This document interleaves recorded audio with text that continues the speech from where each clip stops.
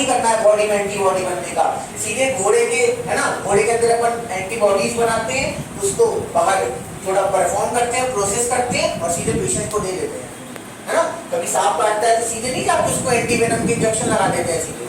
तो ये कैसी हो गई, आर्टिफिशियल पैसिव इम्यूनिटी। क्लियर यहाँ तक? चलो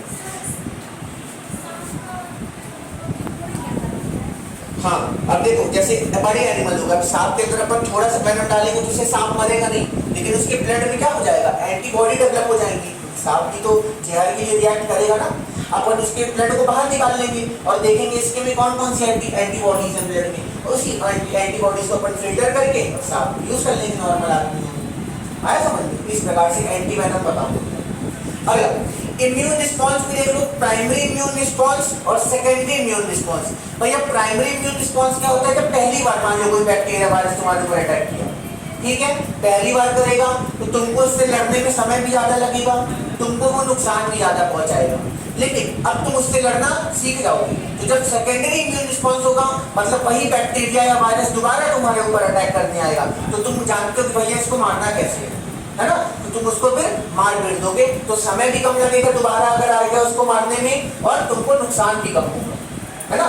तो ये हो गया प्राइमरी इम्यून रिस्पॉन्स और सेकेंडरी इम्यून रिस्पॉन्स। और जब देखते हैं इसमें और तो देख सकते हो प्राइमरी इम्यून रिस्पॉन्स में लिखा हुआ है लो इंटेंसिटी, मतलब कम तीव्रता का, मतलब तुम इतना स्ट्रांगली उसके ऊपर उसको बदला नहीं ले सकते उससे, है ना, उसको नहीं खेल सकते। अभी तुमको समय लगेगा, पहचानोगे कि भैया ये जो बैक्टीरिया आया इसको मारना कैसे। आया समझ में? ये हो गया। अगला स्लो होता है, क्योंकि भाई तुम सीख रहे हो, अभी तुम्हारी बॉडी सीख रही है कि भैया ये बैक्टीरिया वायरस आया है तो इसको अपन मारेंगे कैसे। अगला पॉइंट देखो, when body encounter the pathogen for first time. तो भाई क्या प्राइमरी इम्यून रिस्पॉन्स कब होता है, जब फर्स्ट टाइम तुम्हारी बॉडी किसी पैथोजन यानी बैक्टीरिया, वायरस, फंजाई इन सबसे पहली बार मिलती है। आया समझ में? चलो अगला सेकेंडरी इम्यून रिस्पॉन्स अपन देखेंगे तो ये हाईली इंटेंसिफाइड होता है, एकदम तीव्रता के साथ होता है, स्पीड भी अच्छी रहती है और शक्ति भी अच्छी रहती है तुम्हारी बॉडी की उसको हराने के लिए। आया समझ में? अगला subsequent encounter with same antigen. अब वो अगर सेम एंटीजन से दोबारा एनकाउंटर हुआ ना तभी तुम सेकेंडरी इम्यून रिस्पॉन्स बोलोगे। आया समझ में? अगर पहली बार मान लो तुमको टाइफाइड से हुआ, दूसरी बार किसी और से हुआ, तो उसको सेकेंडरी इम्यून रिस्पॉन्स नहीं बोलोगे। पहली बार भी टाइफाइड से हो, दूसरी बार भी टाइफाइड से हो, आया समझ में, तो उसको बोलेंगे सेकेंडरी रिस्पॉन्स। अगला ऑल्सो कॉल्ड एनिमलिस्टिक रिस्पॉन्स। ये एनसीईआरटी का बहुत छुपा हुआ वर्ड है, 12th के बोर्ड में भी आता है और बड़ा छुपा हुआ वर्ड है, सीधे एक लाइन दे देता है और क्वेश्चन बना देता है। एनिमलिस्टिक मतलब तीव्र, फास्ट रिस्पॉन्स, किसको बोलते हैं? Secondary response. तो एनसीईआरटी का छोटा हुआ वर्ड है, बच्चे इसको जनरली छोड़ देते हैं, टीचर्स भी छोड़ देते हैं, बच्चे भी छोड़ देते हैं, और सीधे एक लाइन वर्ड में ये क्वेश्चन आता है। आया समझ में? चलो अगला देखो भैया, अब both carried out with two type of lymphocyte. दोनों के लिए अपन को चाहिए लिम्फोसाइट, चाहे प्राइमरी हो चाहे सेकेंडरी, ठीक है। अब लिम्फोसाइट कहाँ पे बनते हैं?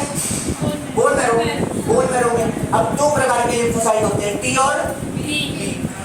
बी लिम्फोसाइट इसको बोलते हैं जो बनते भी बोन मैरो में है और ग्रो भी, है ना। कहाँ पे होते हैं? मैच्योर भी कहाँ होते हैं? बोन मैरो में। तो वो क्या हो गए? B lymphocyte. अगले कौन हो गए भैया? T lymphocyte. बने कहाँ पर? Bone marrow. मैच्योर कहाँ पर हुए? थाइमस। अंदर समझ में आया? चलो आ जाओ, देखो पहले टी लिम्फोसाइट देखते हैं। अच्छा, टी लिम्फोसाइट से किस प्रकार की इम्यूनिटी मिलती है? बड़ा इंपॉर्टेंट, सेल मीडिएटेड इम्यूनिटी। कैसी इम्यूनिटी?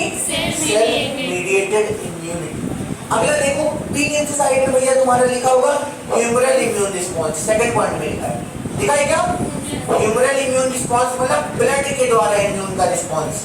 तो बी लिम्फोसाइट क्या करते हैं? एंटीबॉडी बनाते हैं, एंटीबॉडी पाई जाती है ब्लड में, इसलिए इसको बोलते हैं ह्यूमरल इम्यून रिस्पॉन्स। फिर से बोल रहा हूँ, बी लिम्फोसाइट एंटीबॉडीज बनाते हैं, टी लिम्फोसाइट एंटीबॉडी नहीं बनाते, केवल बी लिम्फोसाइट की मदद करते हैं एंटीबॉडी बनाने में। क्लियर है ये पॉइंट? चलो, तो बी लिम्फोसाइट क्या बनाए? एंटीबॉडी। एंटीबॉडी कहाँ पे पड़ी है? ब्लड में। ब्लड में क्या होगा? इम्यून रिस्पॉन्स, मतलब अपन की एंटीबॉडीज में पड़ी हुई है। अब जब भी कोई बैक्टीरिया वायरस आएगा तो ब्लड में जो पड़े हुए इम्यूनोग्लोबुलिन्स है ना, इम्यूनोग्लोबुलिन्स बोलते हैं एंटीबॉडीज को, तो वो जाकर अटैक करेंगे। इसको बोलेंगे ह्यूमरल इम्यून रिस्पॉन्स। तो बी लिम्फोसाइट द्वारा होता है ह्यूमरल रिस्पॉन्स और टी लिम्फोसाइट द्वारा होता है सेल मीडिएटेड रिस्पॉन्स। अगला ध्यान में पॉइंट क्लियर है क्या? चलो अच्छा, नीचे आ जाओ। अच्छा एंटीबॉडीज का तुमको बेसिक स्ट्रक्चर पता है क्या? H2L2। H2 मतलब कि दो हैवी चेन होती हैं, दो लाइट चेन होती है। बड़े बड़े साइड में इस प्रकार से डायग्राम बना हुआ है ना, इस प्रकार से। क्लियर है? चलो अगला पेज नंबर 3 में आ जाओ। पेज नंबर 3 में आ जाओ। साथ में अपन पढ़ रहे हैं लिम्फोइड ऑर्गन्स। लिम्फोइड ऑर्गन, तो दो प्रकार के लिम्फोइड ऑर्गन होते हैं, प्राइमरी और सेकेंडरी। लिखा हुआ है प्राइमरी लिम्फोइड ऑर्गन और secondary lymphoid organ. Primary lymphoid organ जहां पे लिम्फोसाइट बनेंगे और मैच्योर होंगे। सेकेंडरी लिम्फोइड ऑर्गन जहां पे लिम्फोसाइट लड़ना सीखेंगे, युद्ध मैदान उनका होगा। सबसे आसान भाषा में प्राइमरी लिम्फोसाइट क्या हुए? जहां पे वो लिम्फोसाइट बने और मैच्योर हुए। सेकेंडरी लिम्फोसाइट जो उनका मेन युद्ध मैदान होगा। आया समझ में कि प्राइमरी लिम्फोसाइट कौन सी हो गई? बोन मैरो और थाइमस। अब सेकेंडरी लिम्फोसाइट में आ गए जैसे कि लिम्फ नोड। अपन के बॉडी में क्या होता है? मान लो इन्फेक्शन आया ब्लड में, ब्लड से वो कहाँ गया? लिम्फ में।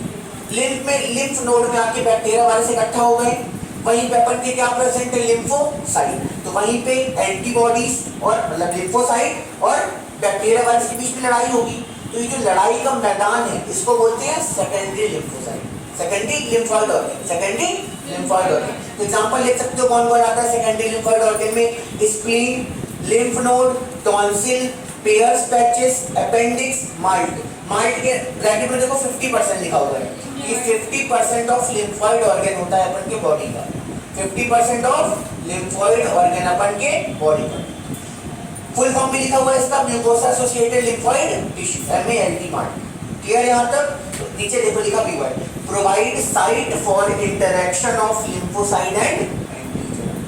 मतलब बैक्टीरिया वायरस और लिम्फोसाइट के बीच में लड़ाई करने के लिए युद्ध का मैदान क्या कहलाते हैं? Secondary lymphoid organ.